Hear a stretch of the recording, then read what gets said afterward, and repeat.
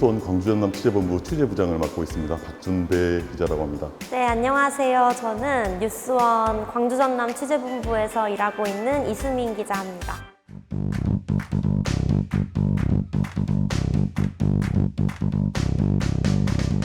제가 한 6, 7개월 정도 5.18 정신적 손해배상에 대한 시리즈 기사를 썼는데요. 유공자 분들께서 좀 예쁘게 봐주셔서 상을 주신다고 해서 왔습니다. 해마다 5월이 되면은 뭐 신문, 방송, 통신 모두 언론 매체에서 이제 5.18 기획 기사를 다루는데 직접 그 피해를 당했던 그 현장을 살았던 이 사람들에 대한 이야기, 이 얘기는 사실은 좀 많이 다뤄지지 않았습니다.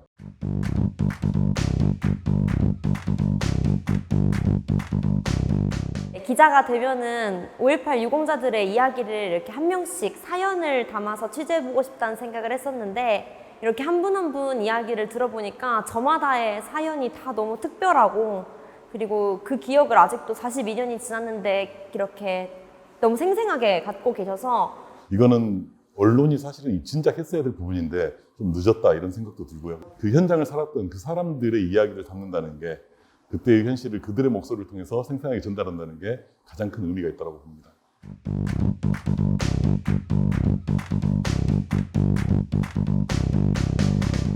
중학교 1학년 때 처음으로 그 책자가 컬러 책자가 단행본 책자가 그 사진첩 책자가 이렇게 반에서 돌았어요.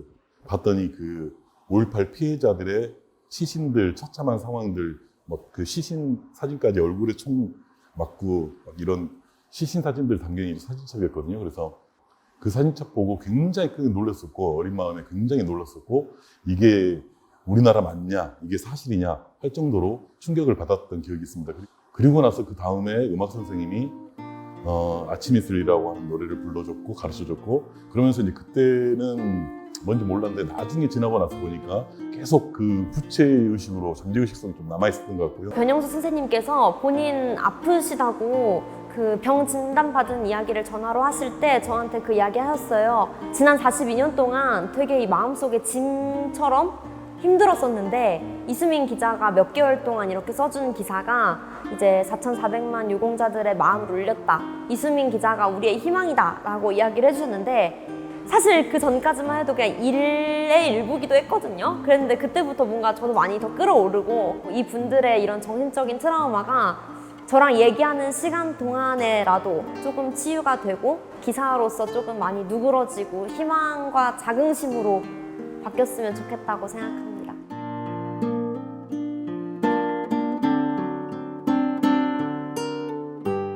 김공휴 선생님이 좀 기억에 남는데요. 이제 정신적 트라우마를 이제 몇 년 전부터 관심 있게 생각하셔서 본인이 트라우마 센터 건립에도 되게 앞장서셨던 분이거든요. 그래서 트라우마를 치료를 받은 상태이실 줄 알고 기대하고 그분을 찾아갔는데 여전히 그 트라우마 때문에 너무 힘들어 하시고 또 극단적인 선택도 몇 차례나 시도하셨다라는 이야기를 듣고 그분이 제 앞에서 막 울면서 살고 싶은 생각이 없다고 이야기하셨었는데 기사 데스킹 하면서도 눈물을 흘리기도 하고 좀 그냥 울컥해져갖고 기사 쓰고 이렇게 데스킹 하는데도 그 감정이 입된다고 하나요? 좀 트라우마처럼 이렇게 와 닿는데 그분들이 얼마나 힘들었을까 이런 걸 생각하면은 좀 울컥해지고 눈물 나기도 하고 막 그런 적이 좀 많았습니다.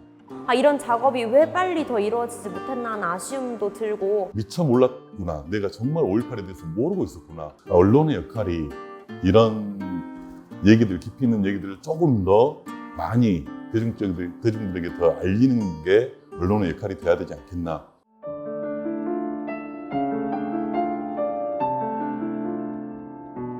앞으로도 5.18 유공자분들, 피해자분들 벌써 42년이 지났는데 시간이 많이 남지 않았다고 저는 생각하거든요. 이제 그 미래 세대한테 이런 기억들을 전달해 줄 수 있는 그런 매개체가 되고 싶습니다. 5.18 유공자들은 다 막 특혜를 받고 있다, 막 이렇게 왜곡된 정보들이 있는데 실제로 5.18 피해자분들이 대부분 어렵게 생활하시거든요. 그래서 이제 그런 부분들에 대한 것들도 조금 교육기사로 좀 정리를 해야 되겠고, 그리고 왜 이렇게 5.18을 왜곡하고 폄훼하는가, 그 뿌리 배경은 무엇인가, 이것도 한번 파헤쳐서 이 문제의 근원이 무엇인지 그리고 이걸 어떻게 해결해야 될 것인지 이런 부분에 대한 고민도 좀 해보고 싶습니다.